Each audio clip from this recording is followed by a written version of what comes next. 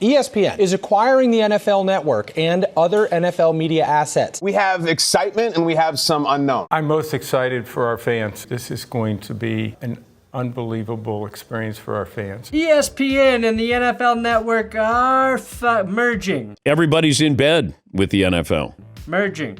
And I was searching for reasons to tell you why ESPN and the NFL Network merger might be a good thing. I really was. Then I saw this post from ESPN PR, which read, "This is a touchdown for fans." And all I could come up with after that, guys, is we're so fucked. We're fucked. If the best line your PR team can come up with is, "It's a touchdown for fans," you need a new PR team. It's a real touchdown for fans.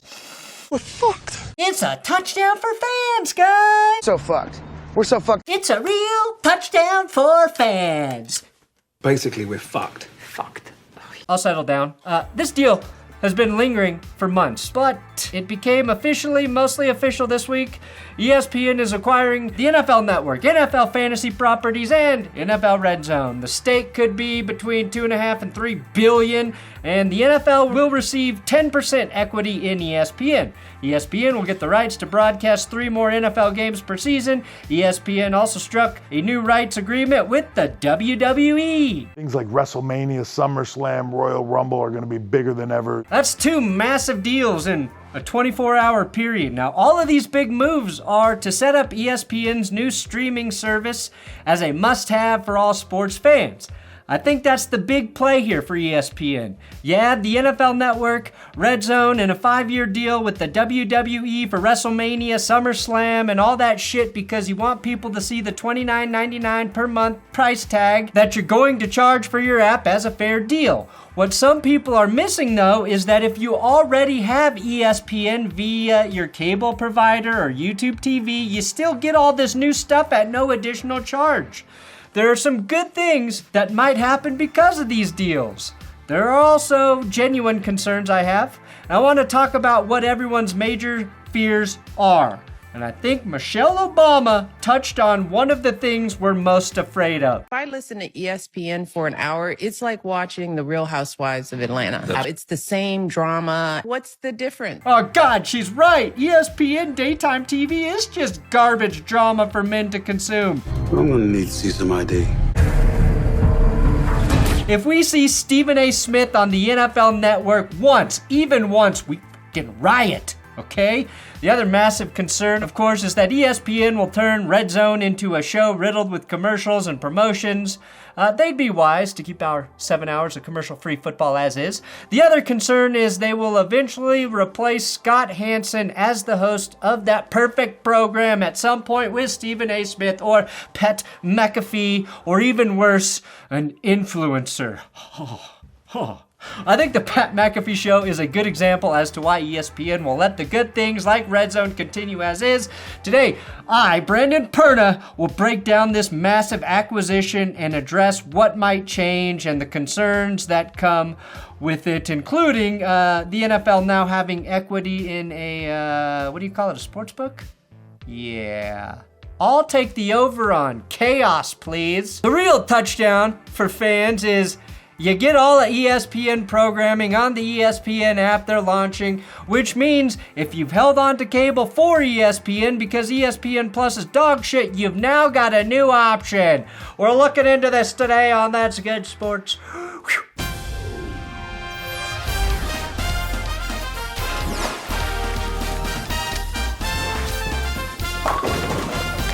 Hey, we're running a sale over at benchwarmershop.com. $5 off on all the old cursed logos. The new ones drop August 25th, so this is your last chance to get the old logos, plus the cursed derpy horse. That's half off right now, but $5 off the rest of the shirts. New ones that Rachel designed dropping August 25th, and they are hot.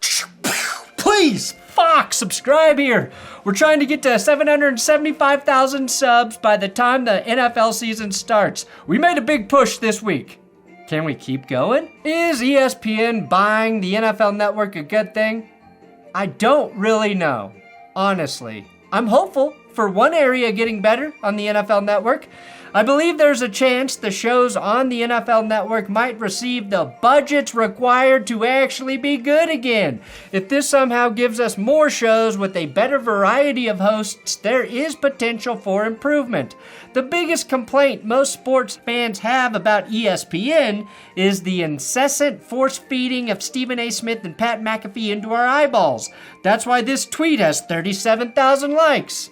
But I'm battling conflicting ideas in my head on this, okay? On one hand, I have watched the NFL Network reduce its TV spend and let shows like Good Morning Football, which I loved, slowly die and not even offer that shit life support. Instead, it was like the network gave the show a loaded gun and said, just go finish yourself off like you're Justin Tucker on the massage table. The NFL Network's NFL Game Day with Chris Rose and MJD desperately needs some more production resources.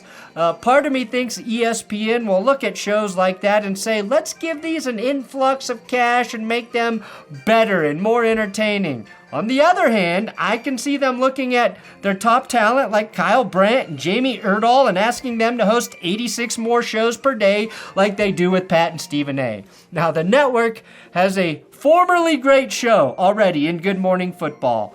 And all that show needs to be great again is the right combination of hosts. Peter Schrager, of course, left and joined ESPN so he could stay on the East Coast. And it's currently pretty hard to connect with Good Morning Football because of the rotation of hosts they filtered through. I think Manti Te'o is now a permanent host. And I like Manti, I do, but I don't think he's particularly good or intriguing on television. He's going to continue, to your point, Cynthia, he's going to continue doing what he's been doing this whole time. If ESPN has any fucking brains, they will go get Kay Adams and Nate Burleson back. Disney has the money to make them offers they can't refuse, and if we could have Kay, Jamie, Nate, and Kyle back at the table for Good Morning Football, that show would instantly be one of the best again. Those are a couple things I'm optimistic about, cautiously. And while Kay and Nate are wishful thinking, that won't happen. I believe good changes may come to that show based on what Kyle Brandt said here. There's not going to be immediate radical changes to this show or to anything with NFL media. It's going to be new, it's going to be more, it's going to be better, and it's all going to be under our Good Morning Football mantra that football should be fun. And now it's just going to be fun with some new friends, and that's awesome. The other thing I believe is that ESPN will not fuck with RedZone.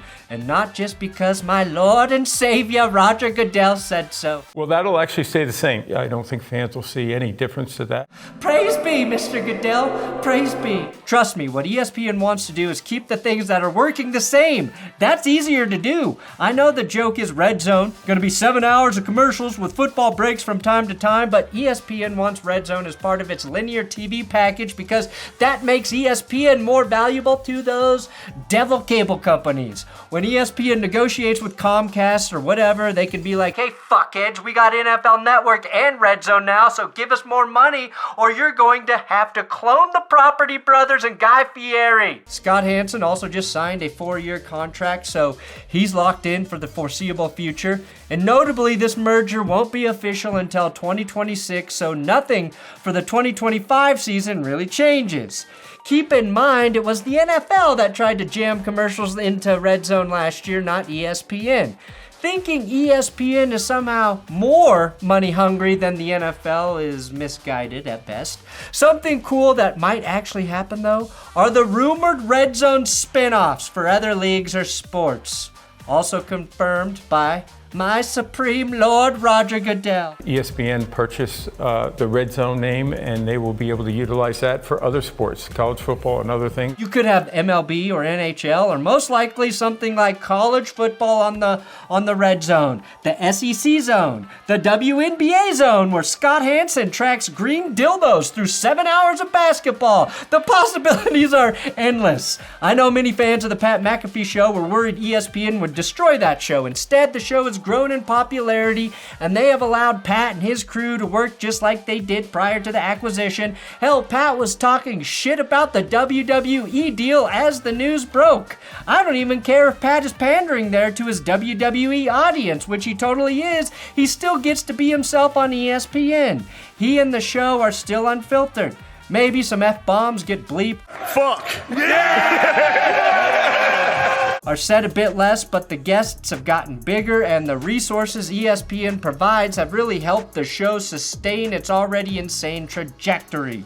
I don't see how this is not a win for wrestling fans, because if you have ESPN already, you get all of these pay-per-view events for free now. The thing that was becoming clear to me was that the NFL had no interest in continuing to invest in its own TV network or programs. Should we trust ESPN to revitalize it? No. Hell no. But it's hard to say that they can make it worse because the NFL is barely trying there. So what should we actually be concerned about? Well, probably objective reporting and criticism from ESPN about the NFL. Just kidding, ESPN's always bent the knee to the league. I think when the NFL has equity in the media company that talks about them the most, that's a conflict of interest. Now, Pablo Torre just struck a deal with The Athletic through Dan Le Batard's company, Meadowlark Media, so individuals like Pablo become even more important and valuable. Adam Schefter and Ian Rappaport are now competing under the same umbrella, which means they can now tag team Jordan Schultz together in one of the exclusive WWE events. The NFL already had a stronghold on ESPN in terms of leveraging its power to have stories spun in their favor, but ESPN and the NFL have butted heads before. The NFL has mostly won those fights. The NFL got them to drop a concussion documentary they were producing.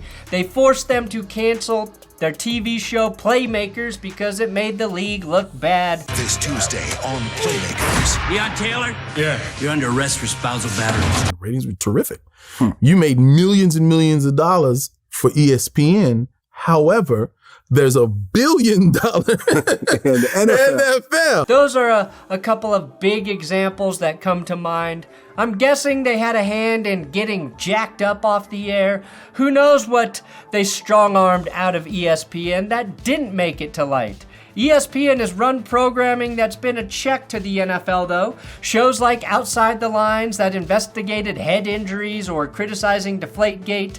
They even ran a story about former 49ers linebacker Chris Borland calling football dehumanizing. I just don't want to get in a situation where I'm negotiating my health for money. I'm going to take a wild guess and say they will no longer run stories where a former NFL player calls football a spectacle of violence. But I am going to create a series called Spectacle of Violence because that shit sounds cool. I want to watch that show. Will ESPN be allowed to be hypercritical of owners like Jerry Jones, which they have been recently? Why am I so disgusted with Jerry Jones about this? Watch my eyes. Roll them. I roll my eyes. Jerry, this is not 36 years ago. This is not 1989. Why are we paying anybody? Why are we even playing the game? I don't know. That remains to be seen. That's a concern. We need journalism that's going to hold the NFL accountable. But the more that they spread their tentacles, the less of that they're going to get. It's going to come down to the Pablo Torres and Mike Florios of the world and other independent journos without the resources that ESPN has to keep the checks and balances. It feels like if the US government bought out a stake in a news company. That would sound bad, wouldn't it? Journalism sucks.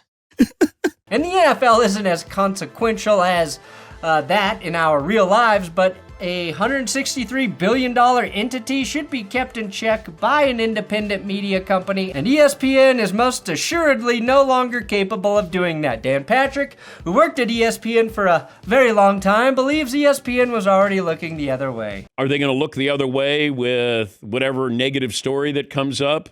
They've probably already done that. Disney CEO Bob Iger maintained that nothing in this deal in any way changes ESPN's approach when it comes to journalism. Sorry, Bob, but I don't believe you. Also, Bob, I am for sale. 1/3 of Pat McAfee and I'll be your most loyal puppet. Look at me dance for you. Look at me dance for you, Bob. What do you want me to do and say? Cause I can be bought. Spending money everywhere, Bob, but not here. Not here on my show, Bob. Jesus, fuck, Bob. I'm for sale. I'm not happy, Bob. Not happy.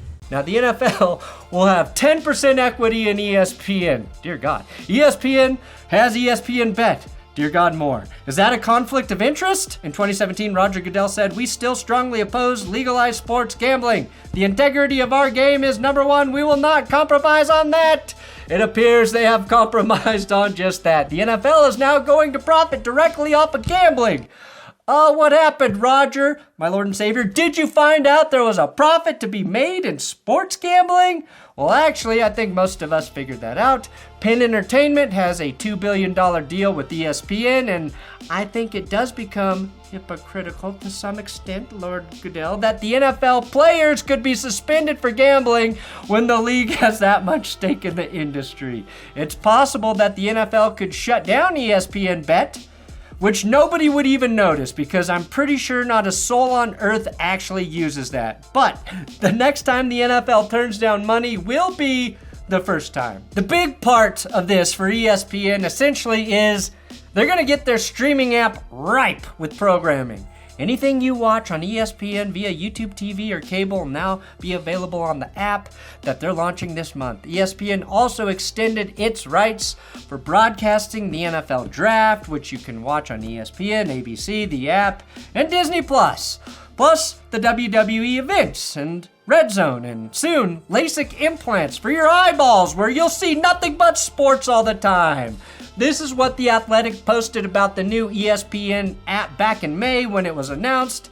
Quote, "If a fan subscribes to the main ESPN in any fashion from the standalone ESPN direct-to-consumer or cable, they will receive all of the programming from ESPN, ESPN2, ESPN News, ESPNU, its college league networks, as well as ESPN Plus and any games on ABC. For the first 12 months, ESPN will bundle the full platform with Disney Plus and Hulu for $29.99. After that, ESPN said the trio will cost $35.99.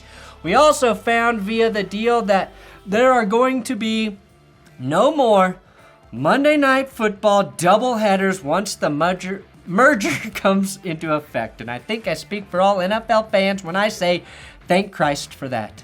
I was tired of trying to watch 2 games at once. I can only watch 8 games at a time on Sundays, but I'm not interested in watching 2 at the same time on Mondays. Mondays are for prime time, and prime time means only 1 game. So this is a great development in my mind. I think once everything rolls out in 2026, we're going to be happier to have more of the sports stuff we watch in one place. I think this is ESPN making up ground for waiting too long to invest in streaming. For me, the bigger concern is down the road, 5-10 years from now, once ESPN has monopolized the entire sports space. They'll consume FS1 because Disney owns most of Fox anyway, which means they'll consume Barstool as well. That's when they will have the freedom to suck out every penny we own. And when they come for those pennies, they're entering rectally. Go to the bank today. Get yourself $50 in pennies. Stick them all up your ass. Oh, please. One at a time, of course. The only guys who can save us are indeed the Property Brothers and Guy Fieri. Hey, this new merger, have you heard? It's a real touchdown for fans, guys. What could go wrong? Thanks for watching That's Good Sports. Please subscribe here on YouTube. You gotta subscribe. Also, we're running a sale on the cursed shirts. We're about to end the inventory for the 2024 cursed shirts. We're dropping the new 2025 cursed shirts August 25th. So if you want one of these of the old logos, this is your last chance. You've been warned.